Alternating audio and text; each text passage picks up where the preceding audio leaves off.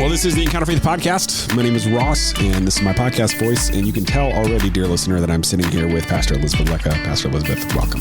Hey. You can tell because your name's in the title of the episode. So That's how people know. That's how you know who the special guest is. Mm-hmm. Each and every week. Now, I want to take some time while folks are hearing this, or at least if they're listening to it in relative close proximity to when it goes live. We're having VBS here. So as you're listening to this, dear listener, there might be hundreds of kids running around at Good Shepherd and diving into friendship with Jesus, which straight chaos. And it's also straight chaos. You know, I was going to go for like the theological tagline, but yes, it's also straight chaos. Straight chaos that somehow works. Somehow good God stuff happens. Every single year. And I wanted to sort of talk with that framing about what discipleship looks like over the summer, and have you there's a lot of hats that Pastor Elisabeth wears around here, dear listener, but this is kind of sort of firmly be family pastor hat. What family discipleship looks like for this. Correct. Yeah. Because what I'm curious about is there's these natural rhythms that we have, especially in a suburb like Naperville, where every church, like attendance is a little bit low in the summer. Folks are traveling, folks are moving around in churches like ours. And there's these weeks of things like VBS where it's chaos, but if the average summer is 12 weeks, there's also 11 other weeks of the year where something's supposed to happen. Yeah. To start with that type of broad framing, I'm curious the sort of rhythm of discipleship that you and your husband, David, try to approach with Alice, but also how you think about this as someone who's operated in family ministry for a long time. Over the course of a year, what is the role of a summer like the summers we have in Naperville for our discipleship? Yeah. I think it's funny because like over the last couple of years, you asked me like, what does this look like for you and your husband? I'm like, we're still working on it. For sure. And that's the fun of being a parent and having your first kid, and she's about to turn 2, is that you get to kind of figure it out for a while before any of it even registers for her.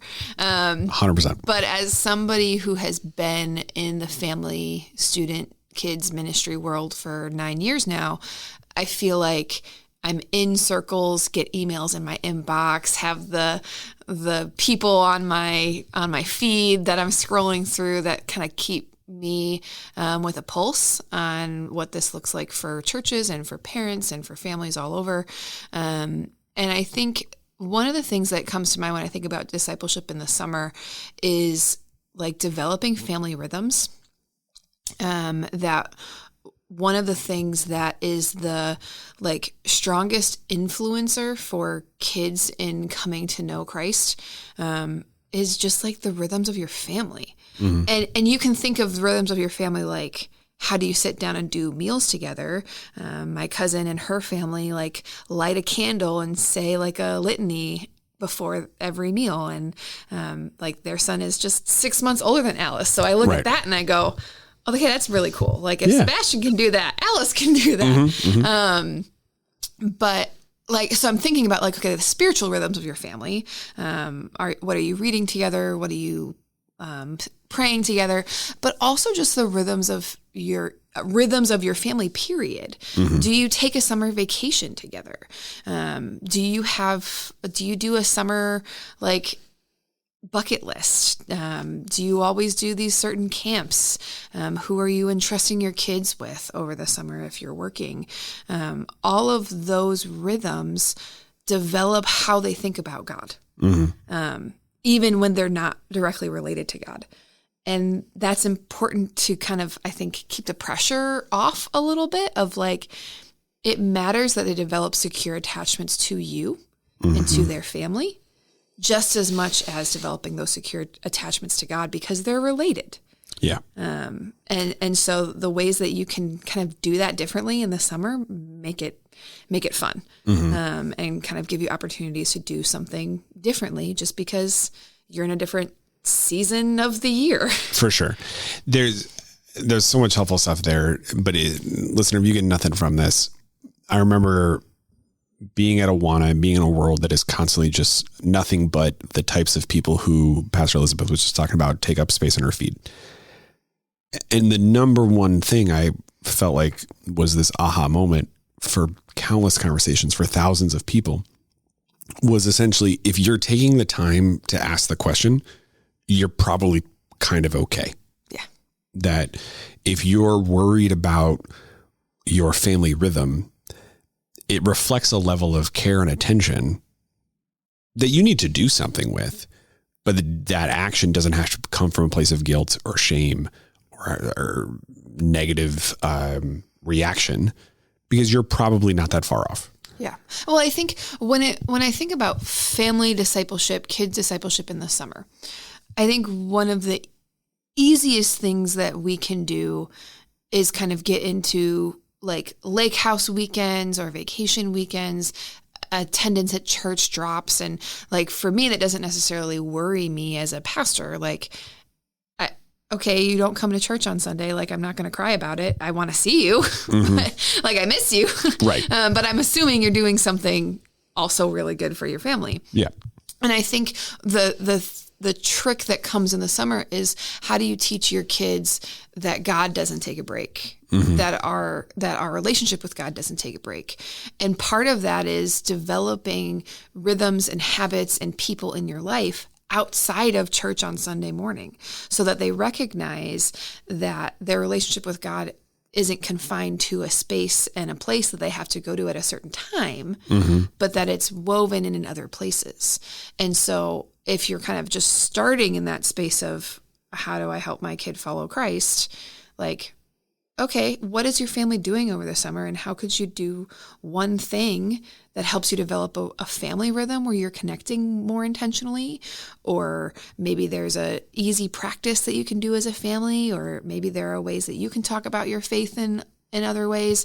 Like, maybe it's just doing one thing that replaces your Sunday morning conversation, because that's not going to happen in the same way for lots of families. Yeah, I like that. And you and I have talked about this already, but I think it's helpful for folks to hear your open-handedness with it, because I do think there's this expectation that every other family has it figured out. Yeah. Right. That we, especially younger parents, put on ourselves. And Elisabeth and I could both bore you, dear listener, with all of the stats and studies and research that proves that that's not true. Right. And yet we're still living in that reality of the time that we have with our kids, and the summer where we as parents have even more influence over the spiritual formation of our kids than we do during the school year, for most of you who are listening.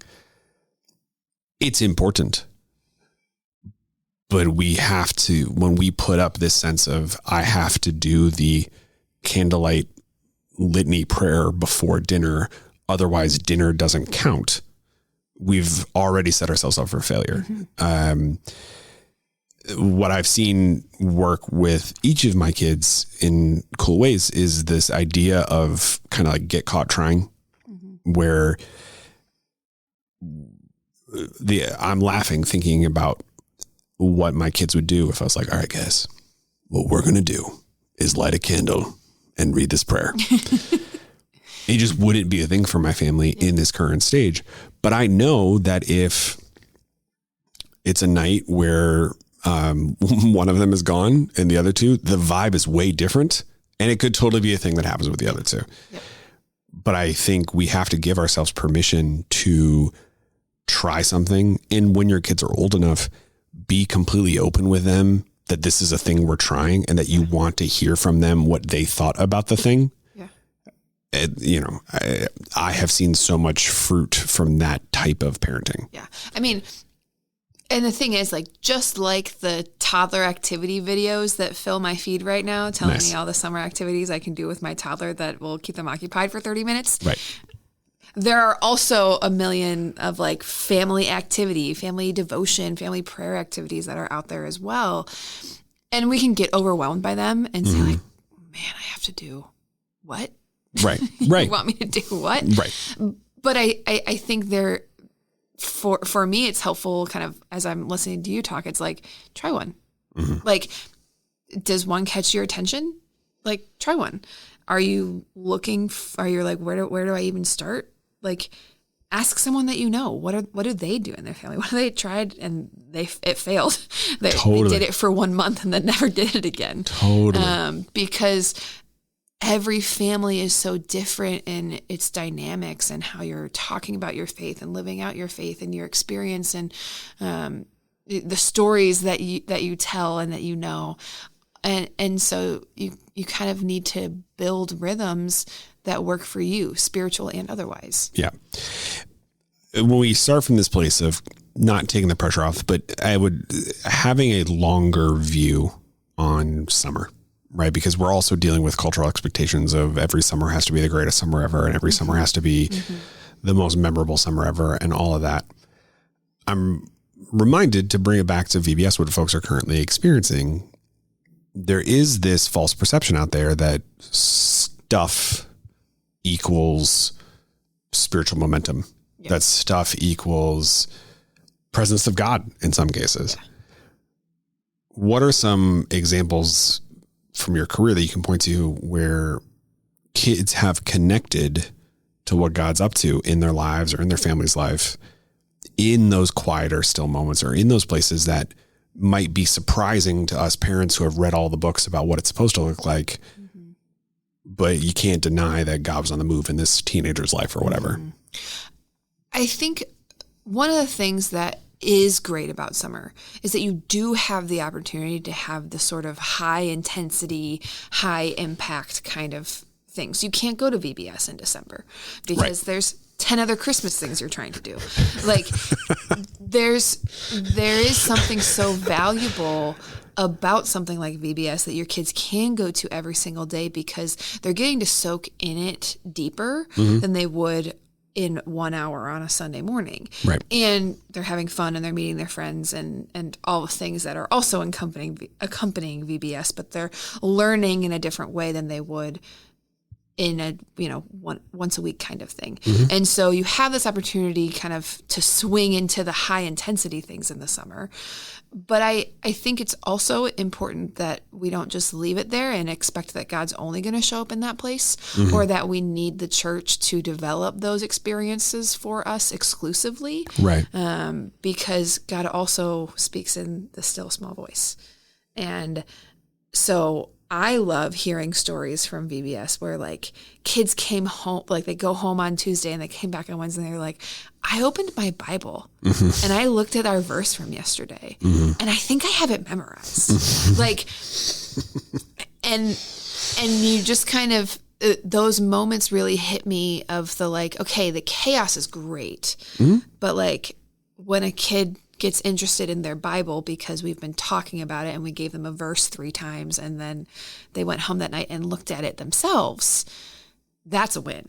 Yeah. That's a bigger win in my book than naming every Bible buddy or telling me what the topic of the story was for each day. Totally. I want them to go home and do it for themselves. Completely. And so I think as a parent, the thing that you are able to do with something like VBS is use it as a springboard for continuing those conversations at home. Yeah. Is to ask, what was your Bible buddy today? What was their verse? Right. Like not just, hey, what was the color and the animal, but like, what did they tell you about God? Because then that leads into more of that conversation. Or what was that story? Hey, let's read it together tonight. Tell me what you learned. Yeah. And have them teach it back to you. Like those things allow your kids to even prompt some of those conversations at home and be really proud of the things that they're learning and doing while at camp and give you maybe even some ideas of how to continue that throughout the rest of the summer or into the school year too. Yeah. I want to talk about, the proverbial week after VBS and some of those follow-up conversations, because I would imagine you have exponentially a lot more experience in this than I do. I would imagine one of the things that happens for older kids, for students, is they have these types of retreat, camp, mountaintop experiences.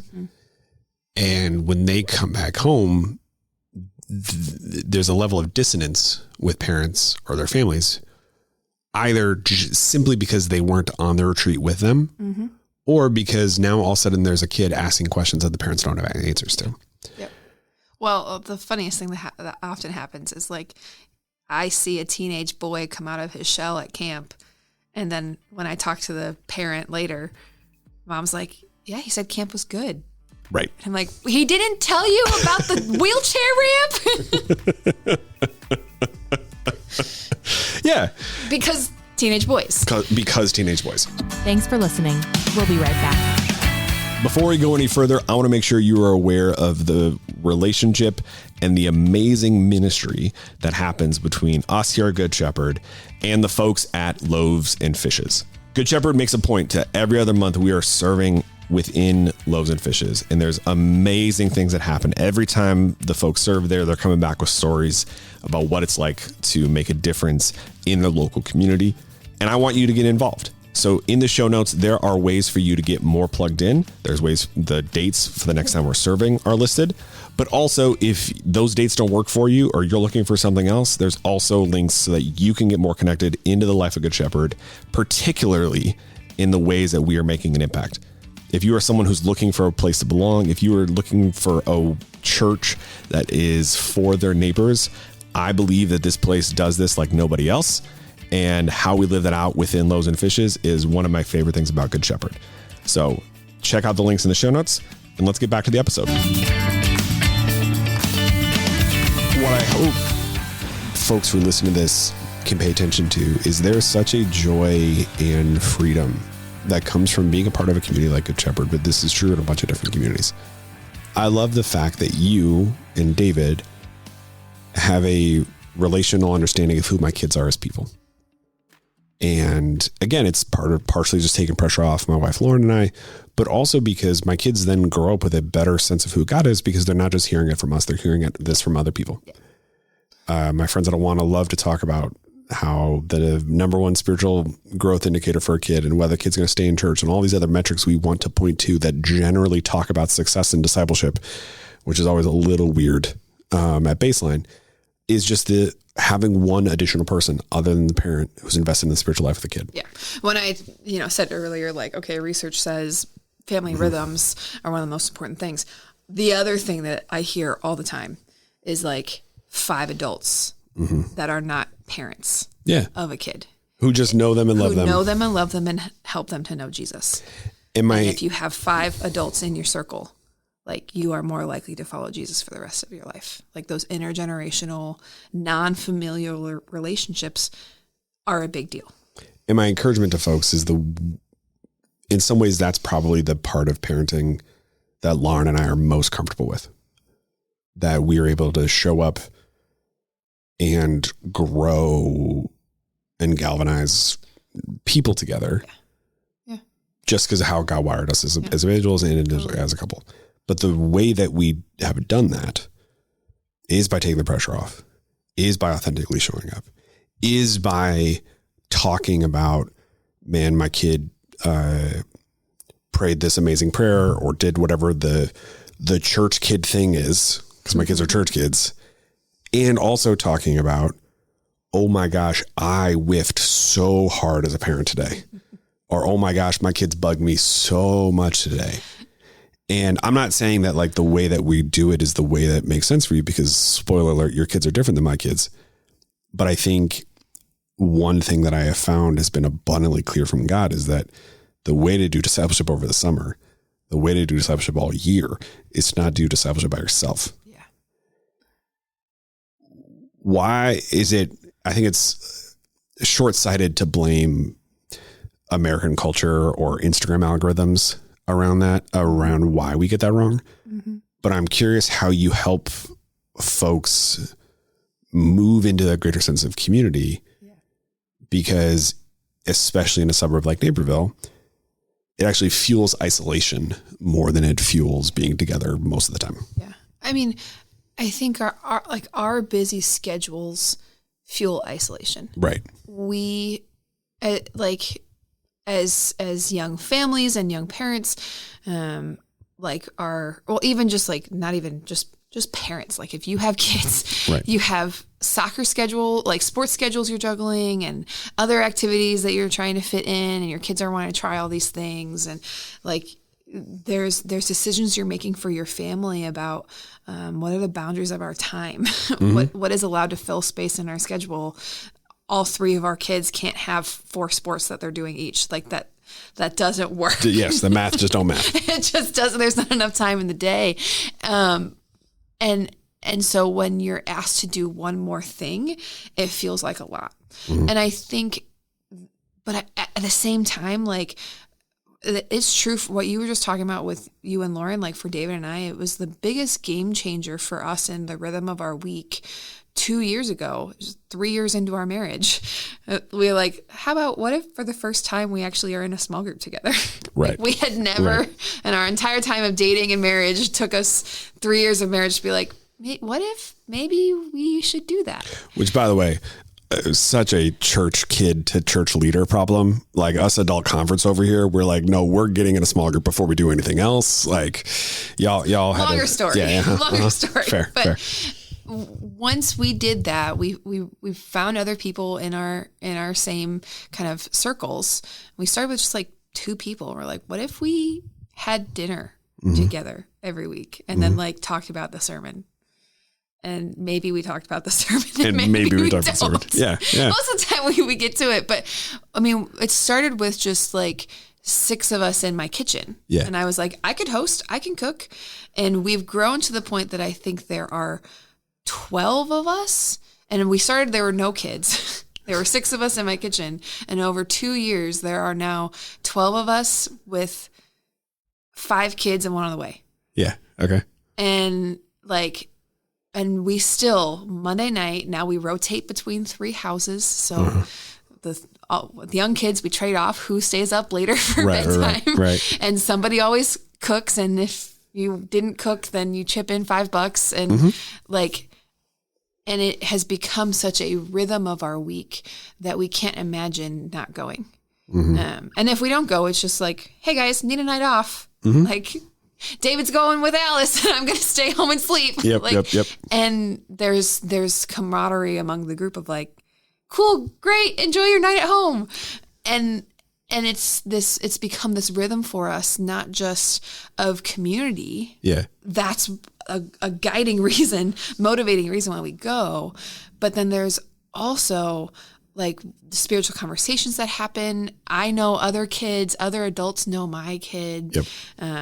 I'm in an environment where like Alice is in the other room and I'm not thinking about her because there's another adult over there. Right. As much as a lot of our conversation has been about, okay, what do you do with your nuclear family? Something happens when you bump up against other families and singles and couples that don't have kids. Right. And you talk about how other people are doing it and processing life and following Jesus and tough questions. And I think even just that starts to take the pressure off. Totally. Because when you begin to connect with other people in that way, you realize that they don't have it together either. And so I don't have to, and I don't have to pretend that I have to. Yeah. But I recognize that getting to that point is difficult. Yeah. That like making the commitment, clearing out one night a week that is protected is a really hard thing. But for us, that was a game changer for thinking about how our family rhythms would be and how we were growing and being supported and had a community around us, was saying, we miss this. We believe it's important. And so we have to figure out a way to make it happen. So let's start with 2 and just go from there. Yeah. And what I hope folks hear from that is also your guys' ability to begin with the beginning in mind rather than beginning with the end in mind, of just like, we're going to start with 2 and we're going to see what God does. Yeah. I'm going to start with Tuesdays. And if Tuesdays don't work for me in 6 months, then let's see if we can do another night. Like, correct. Start with something. It feels analogous to a lot of the summer discipleship stuff where it's starting with the thing that you have, starting with the awkward and probably too short prayers before bed. Is better than not praying before bed. Yeah. And I think I always go back to how we try to create this framework or do the things or rely on our own strength, or at least I do, dear listener. And so often what God's saying to us is just, hey, I wanted you. I didn't want all this stuff. And our kids pick that up really, really quickly. I remember my oldest being about Alice's age, putting her to bed in a small group night one night, and her waking up in the morning and being super confused about where everybody went. Yeah. Oh, Alice did that with your Abigail last week. Yeah. She woke up crying from her nap because Abigail had left. Yes. And I, as over spiritual as it sounds, that's a picture of heaven for me. Yeah. Of someone, a kid believing that community is so intrinsic that they don't understand time or geographical limitations. Yeah. Well, it's like when you have those cross-family relationships, there's also so much beauty in watching the older kids interact with the younger kids. Totally. Like, I'm a Montessori child. I was raised by a Montessori teacher, so I'm very much like, follow the child. See what the kids are doing. For sure. Challenge them. For sure. But like watching your Abigail hang out with my Alice with no Elise around, who is the same age as Alice. Yeah. And that the two of them who wasn't there that day because she was in Montessori school, ironically enough. But to like get home and hear like how they made chocolate chip cookies together, and that like Abigail like relayed to me everything that Alice did it's like, that's community. And Alice is going to grow up watching the ways that Abigail is talking about her faith, because she's learning it from you and also learning it from me and everyone else at the church. Right. And that's exactly what the church is supposed to be like. Yeah. That kids are actually able to learn from each other, who are learning from other parents, who are learning from other adults. And right.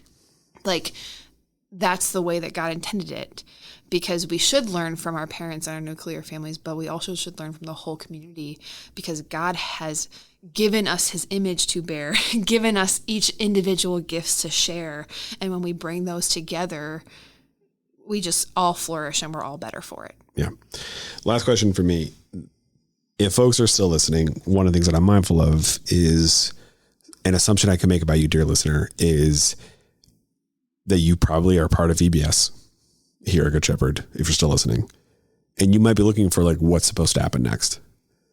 And I'm curious, having walked with people through so many of these big camp experiences or these big summer experiences, how do you sort of individualize what we've been talking about for the past almost 30 minutes to the unique position of something just happened? What do I do now? Yeah. Honestly, as we were just talking here, I was like, okay, I'm going to throw this out into the interwebs. Like, if you're listening and you're wondering, okay, what do I do with VBS now? I want you to seriously consider what it would look like to be in a life group for your family. And if you want to know more, email me. Because I would love for us to see 2 more family life groups develop at Good Shepherd for this fall. And it would be so if you emailed me, I can go look at rosters and be like, hey, your kid was in Seymour A this week, so let's invite the other kids from Seymour A, and maybe you guys want to be a life group together. I have that ability to make those connections. And if that's a draw that you feel for your family, that there is a gap in the ways that you are connecting with other Christians in community, then let's talk about how we solve that problem.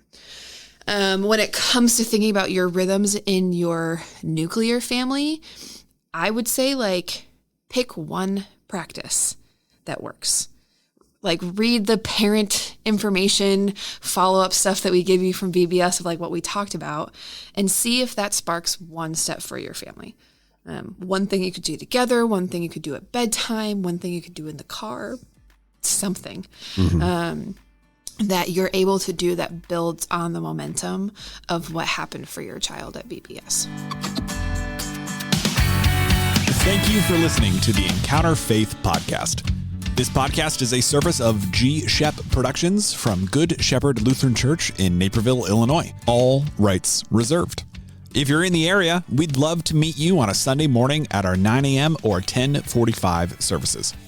At Good Shepherd, we are inviting everyone to walk together in the calling of Christ for a life of eternal impact. This podcast is produced and hosted by me, Ross Cochran, and our theme song is Wake the Earth by 1111 Worship. Thank you for listening. We'll talk again soon.